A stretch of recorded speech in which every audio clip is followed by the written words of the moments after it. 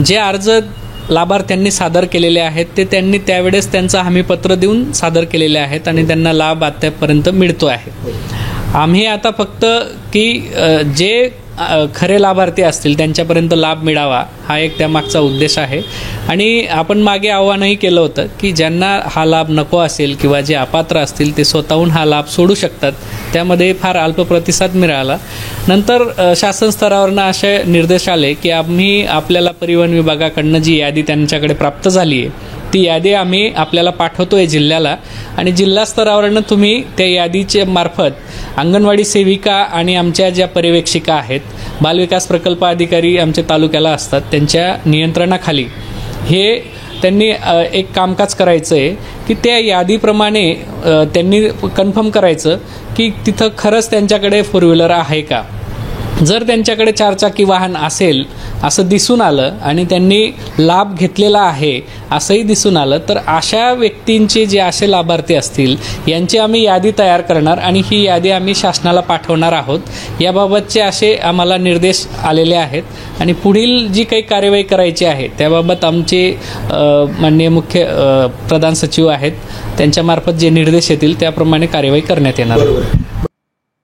नमस्कार. तर आत्ताच आपण पाहिले की महिला बाल विकास विभागाचे मुख्य कार्यकारी अधिकारी पुणे चे काय बोलत होते. तर आता मुख्यमंत्री माझी लाडकी बहीण योजनेमध्ये एक नवीन U-टर्न या ठिकाणी आलेले आहे की आता ज्या महिलांनी या ठिकाणी स्वतःहून लाभ सोडलेला नाही अशा महिला ची देखील आता इथे पडताळणी होणार आहे. आणि ती पडताळणी म्हणजे राज्य परिवहन मंडळ म्हणजे जे RTO आहे तर निकषाप्रमाणे की ज्यांच्याकडे ही चारचाकी गाडी आहे तर अशा त्यामध्ये ट्रॅक्टर सोडून सर्व येणाऱ्या चारचाकी वाहनांचा यामध्ये समावेश आहे.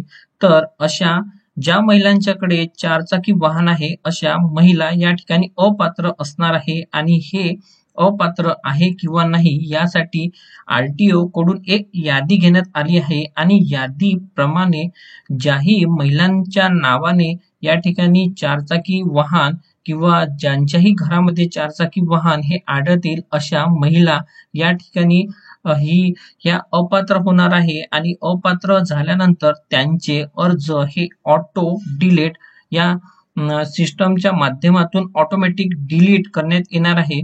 तर अशा पद्धतीने या ठिकाणी पडताळणी होणार आहे आणि पडताळणी ही प्रत्यक्ष करण्याकरिता या ठिकाणी अंगणवाडी सेविकेचा देखील या ठिकाणी समावेश करण्यात आलेला आहे.